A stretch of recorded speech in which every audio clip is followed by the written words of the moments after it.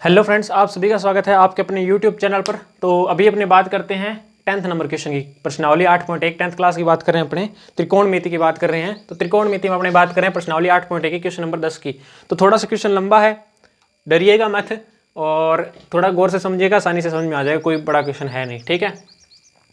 तो त्रिभुज P Q are they रखा है इसमें, और इसमें लिखा है कि क्यू कोण समकोण है, और पी आर और क्यू आर दो रेखाओं की लंबाई दे रखी है। दो रेखाओं की लंबाई दे रखी है, कितनी दे रखी है? 25 सेंटीमीटर दे रखी है। और पी क्यू जो है वो 5 सेंटीमीटर का है, और ज्ञात करना है अपने को साइन पी, कोस पी और टेन पी।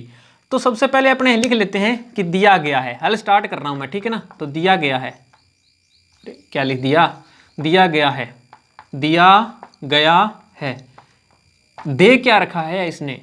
त्रिभुज पी क्यू आर में क्या दे रखा है कि क्यू कोण समकोण है। क्यू कोण समकोण है,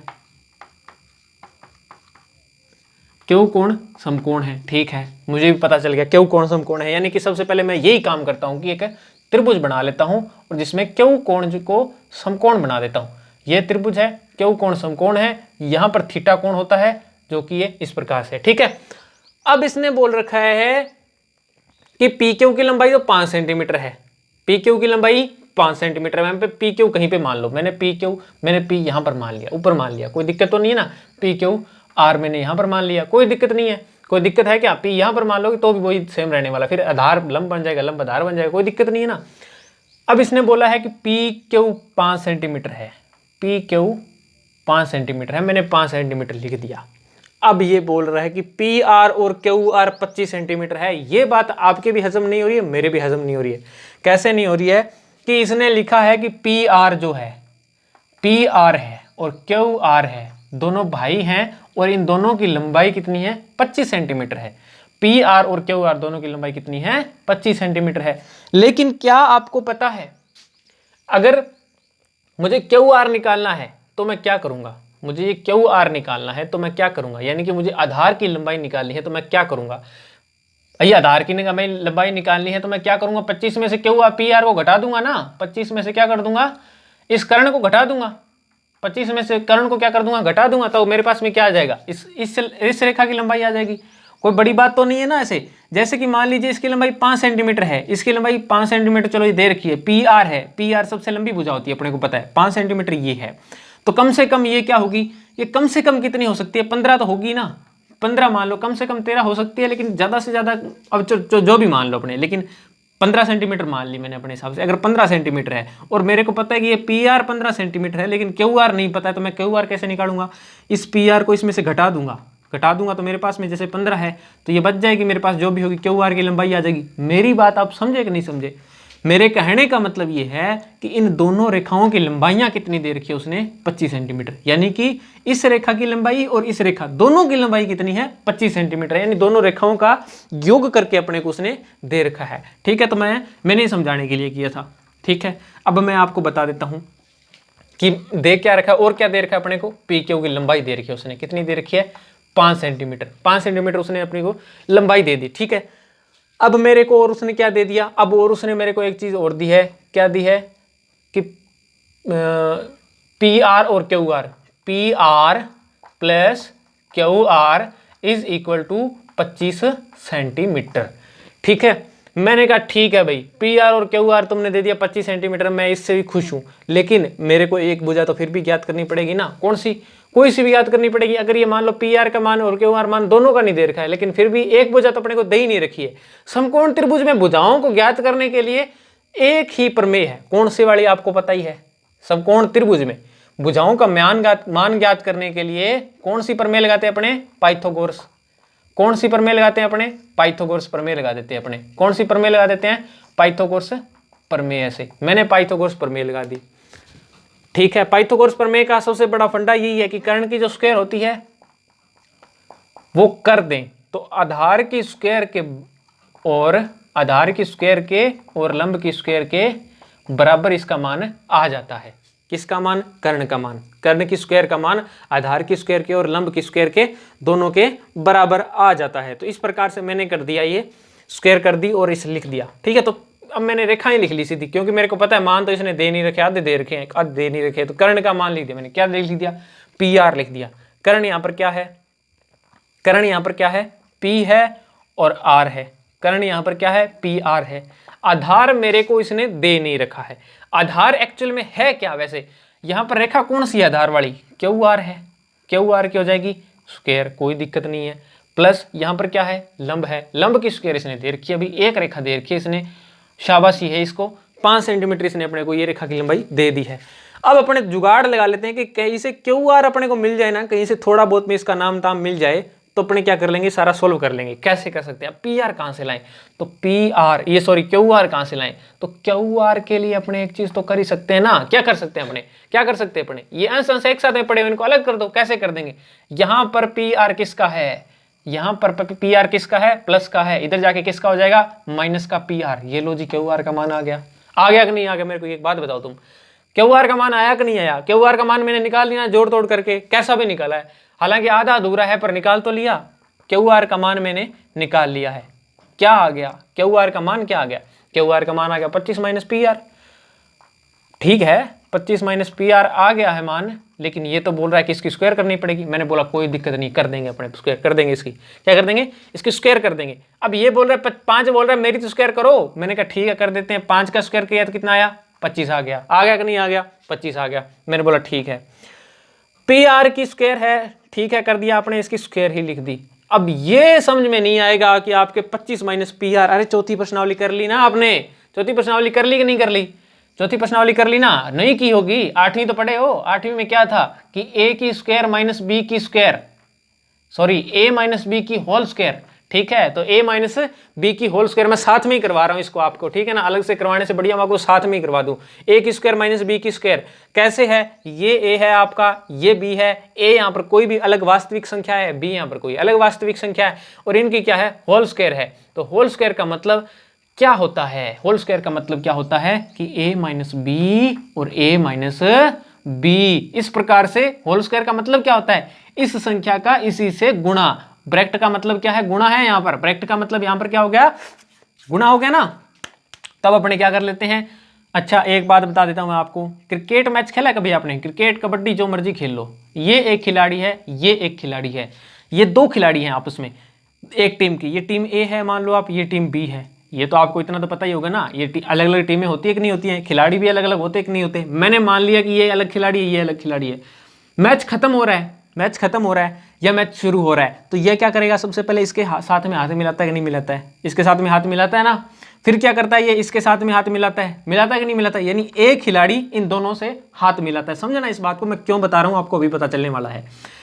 ये खिलाड़ी क्या करता है? पहले इसके साथ में हाथ मिलाएगा, ये खिलाड़ी फिर इसके साथ में हाथ मिलाएगा। एक खिलाड़ी को दोनों से हाथ मिलाना पड़ेगा कि नहीं मिलाना पड़ेगा? इसके साथ में इसकी कौन सी दुश्मनी है भाई? इसके साथ में भी तो हाथ मिलाएगा। ठीक है, अब ये है नहीं कि इसके टीम ए का खिलाड़ी दूसरा, इसने एक ने हाथ मिला लिया तो इसकी कौन सी इन दोनों से दुश्मनी है? तो ये भी कहेगा मैं भी हाथ मिला लेता हूं। पहले इससे हाथ मिलाएगा हैंडशेक, फिर इससे भी हाथ मिलाएगा। यानी कि ये पहले इन दोनों से, ये पहले, ये फिर इन दोनों से। यानी कि क्या हो गया? यानी कि मेरे कहने का मतलब क्या हो गया? अब आप आसानी से समझ जाओगे। पहले ये जो ए है ना, ये किससे हाथ मिलाएगा? ए से हाथ मिलाएगा।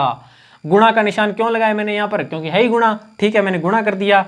फिर निशान किसका है? ए इसका फिर क्या? पहले इसने इससे हाथ मिला लिया, फिर इसने इससे हाथ मिला लिया। ये प्लस का है, ये माइनस का है। प्लस माइनस का गुणा होता है तो हमेशा क्या आता है? माइनस ही आता है। और ए का ए से ये हो गया, ए इंटू ए हो गया, ए का बी से गुणा।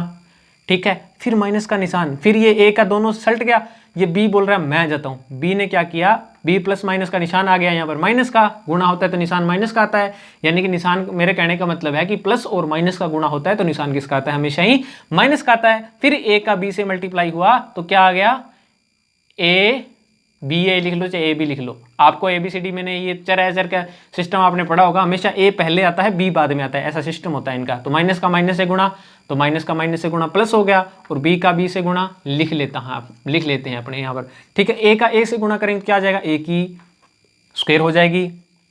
माइनस ए का बी से गुणा करेंगे तो माइनस का ए बी आ जाएगा। फिर माइनस का ए बी से गुणा करेंगे ए बी आ जाएगा। फिर प्लस का बी से बी स्क्वायर हो जाएगा। जिनको ये आता है ना, वीडियो का स्किप कर लेना, मतलब 2-4 सेकंड 5 सेकंड जहां तक मैंने कर रखा है उसको आगे कर लेना, पर जिनको नहीं आता है वो गौर से देख लेना एक बार। ठीक है, तो माइनस का है, निशान किसका है? अब मैंने आपको कर्जे वाली बात बता रखी है, पहले 1 रुपये कर्जा है, यहाँ पर भी 1 रुपये कर्जा है, तो ये कर्जा कितना हो जाएगा? 2 रुपये कर्जा हो जाएगा, 2ab आ जाएगा और प्लस का आ जाएगा b की स्क्वायर, यानी a square plus 2ab plus b की स्क्वायर। तो यहाँ पर ये तो मैंने आपको करवा दिया a की स्क्वायर माइनस b की स्क्वायर। अब ये कैसे होता है, यहाँ पर इसका कैसे प्रभाव पड़ेगा? a की स्क्वायर यानी कि 25 की स्क्वायर, ठीक है। फिर क्या है? 2 है और a यहाँ पर क्या है? 25 है। यहाँ देख लो a कितना है? 25 है ना, 25। और ए बी कितना है यहाँ पर? ए बी का मतलब क्या हो गया? ए बी का मतलब ये और ये, ए बी का मतलब एक तो ये ए और ये बी, तो ए मैंने लिख दिया ना, यहाँ पर ए लिख दिया मैंने कितना? 25, और बी लिखूंगा तो कितना आएगा? पी आर आएगा, ठीक है। निशान किसका? माइनस का, तो मैंने माइनस का निशान लगा दिया यहाँ पर। नहीं, माइनस इनका प्लस में नहीं आता है, ठीक है, माइनस का यहाँ पर निशान नहीं आता इसमें।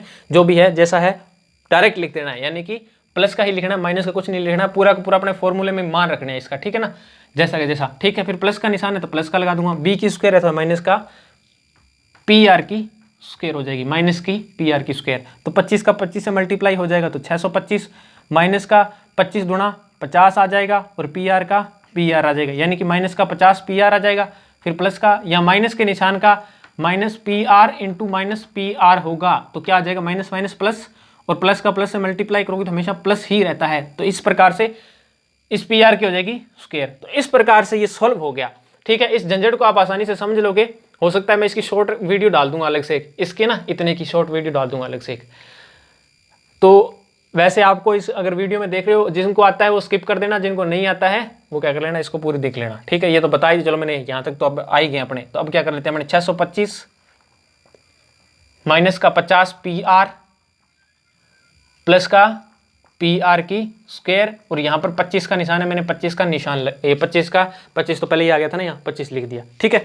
तो इस प्रकार से ये अपनी एक समीकरण बन गई, ठीक है। इस प्रकार से अब इसको क्या करते हैं, अपने सोल्व करते हैं। समीकरण हो गई, इसको सोल्व कर लेते हैं अपने। कैसे कर लेते हैं देख लेना, इसको साफ कर लेते हैं। और अब कुछ नहीं रहा क्वेश्चन में, अब आसानी से हो जाएगा। कैसे हो जाएगा कि यहाँ पर देख लो आप, यहाँ पर क्या है? पी आर है, क्या है यहाँ पर? पी आर है, किसका है? पी आर की स्क्वायर है, और ये किसका है? प्लस का है। दिख रहा है ना आपको, जिसके आगे कोई निशान नहीं होता हमेशा ही प्लस का ही होता है। यहाँ पर पी आर है, ये भी किसका है? प्लस का है। तो अपने क्या करते हैं, पी आर और पी आर भाई भाई हैं, इनको एक साइड में ले आते हैं, इनको एक साइड में ले आते हैं। यहाँ पर मैंने डिवाइड कर दिया बोर्ड को, ठीक है ना। तो पी आर इसकी स्क्वायर है, यहाँ पर पी आर है, लेकिन ये स्क्वायर ठीक है, लेकिन प्लस का निशान जब इधर आएगा तो किस में हो जाएगा? माइनस का पी आर हो जाएगा। माइनस का क्या हो जाएगा? पी आर हो जाएगा, ठीक है। बराबर का निशान जरूर लगा लेना भैया।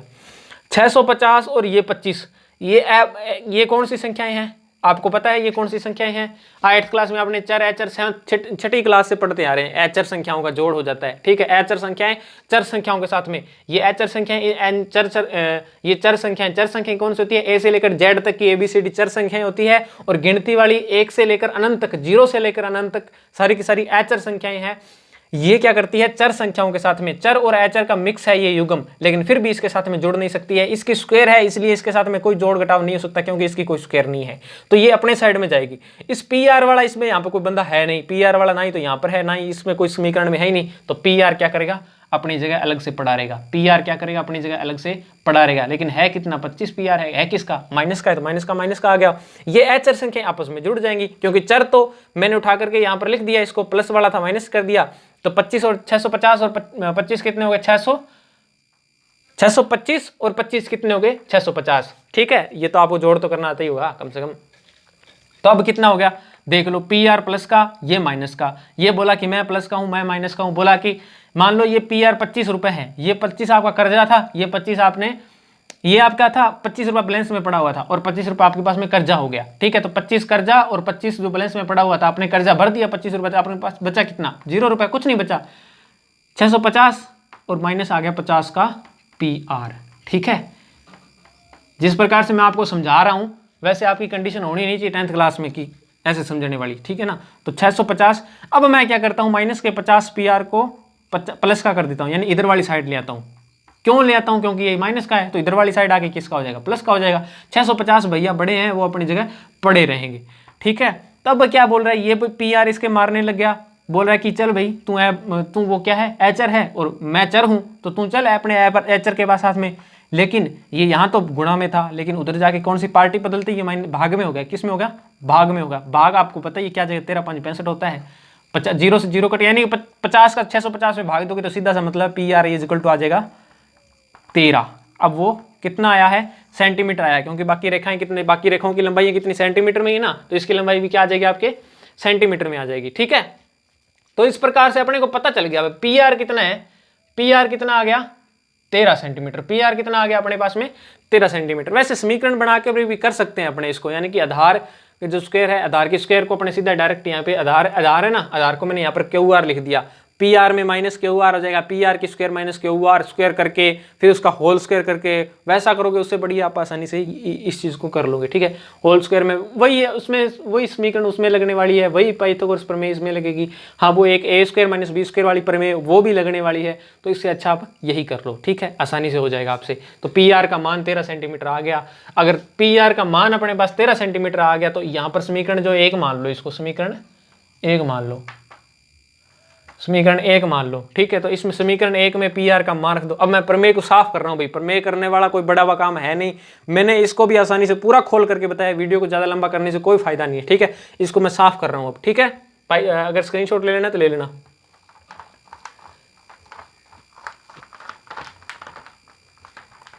अब मैंने क्या कर दिया है, क्यू आर के बराबर कर दिया 25 minus P R. 25 minus P R का मान कितना है, 13 सेंटीमीटर है ना, तो क्यू आर इजिकल टू क्या आ जाएगा, 25 में से 13 गया, कितना बचा, 12 बच गया ना, तो यानी कि क्यू आर भी कितना आ गया, 12 सेंटीमीटर आ गया। यानी कि अब अपने पास में मान मिल गए सारे अपने को, कितना मिल गया, 12 सेंटीमीटर। कितना मिल गया, क्यू आर कितना मिल गया, 12 सेंटीमीटर। पी आर मैंने यहाँ निकाल लिया 13 सेंटीमीटर। अब अपने को ज्ञात क्या करना है, साइन पी ज्ञात करना है, साइन पी ज्ञात करना है, कोस पी ज्ञात करना है और टेन पी भी ज्ञात करना है। ये आप आसानी से ज्ञात अब कर लोगे। कैसे कर लोगे वो मैं आपको बता देता हूं। लाल बटा का सूत्र तो पहली बात तो आपको लगाना है। ठीक है, अच्छा इतना हो गया। अब त्रिभुज आपको एक और बनाना पड़ेगा। क्यों बनाना पड़ेगा, क्योंकि थीटा कोण पहले तो अपने यहां से कहां से कौन सा ले रहे हैं, अगर यहां से इस त्रिभुज से लेते हैं तो आर से लेते हैं, लेकिन यहां पर अपने को किससे लेना है, पी से लेना है। तो छोटा सा एक त्रिभुज मैं आपको एग्जाम्पल के लिए बना के दिखा देता हूं किस प्रकार से, कि साइन पी है तो पी को यहां रख लो, क्यू को यहां रख लो, पी क्यू तो या आर बचा है, आर यहां पर आ जाएगा, थीटा कोण यहां पर आ गया। ठीक है, तो अब देख लो लंबाइयां देख लो इनकी भैया, क्यू आर पी क्यू की लंबाई देखो। सबसे पहले पी क्यू की लंबाई, पी और क्यू की लंबाई जो 5 सेंटीमीटर है मैंने 5 लिख दी। फिर देख लो कर्ण हमेशा कभी भी चेंज नहीं होता, हमेशा ही सेम रहता है। तो पी आर कितना है, 13 सेंटीमीटर है, मैंने 13 लिख दिया। क्यू आर बचा कितना है, 12 सेंटीमीटर, तो मैंने इसको 12 लिख दिया। लाल बटा का सूत्र याद कर लो, लाल बटा का सूत्र याद कर लो, लाल बटा का सूत्र याद कर लोगे तो साइन का मान क्या होता है, इसमें लंब बटा में कर्ण होता है। क्या होता है, लंब बटा में कर्ण होता है। क्या होता है, लंब बटा में कर्ण होता है। और कोस का मान, वैसे चलो लंब लिख लेते हैं पहले। लंब कितना है यहाँ पर, 12 सेंटीमीटर है ना, तो मैंने 12 लिख दिया। और कर्ण कितना है यहाँ पर, कर्ण कितना है, 13 है ना, तो मैंने 13 लिख दिया। 12 बटा में 13 क्या आ गया, साइन पी का मान आ गया। आ गया कि नहीं आ गया, आ गया। कोस पी का मान, कोस का मान आधार बटा में कर्ण होता है। आधार बटा में क्या होता है भैया, आधार बटा में होता है कर्ण। तो आधार यहाँ पर कितना है अपने पास में, 5 है, तो मैंने 5 लिख दिया। कर्ण कितना है यहाँ पर, तो 13 सेंटीमीटर, तो 13 सेंटीमीटर लिख दिया। 10p का मान कितना है भैया, 10 का मान तो पहले निकाल लेते हैं अपने। फॉर्मूला क्या है, लंब बटा में आधार। लंब बटा में क्या है भैया, आधार। लंब कितना है, लंब है 12, लंब है 12, आधार कितना है, 5 है। तो इस प्रकार से 10p, cos p और sin p तीनों के मान अपने पास में मिल गए हैं। और ये हो गया है अपना क्वेश्चन नंबर 10 पूरा। ठीक है, तो अभी अपने बात करते हैं नेक्स्ट वीडियो के अंदर 11 नंबर क्वेश्चन की।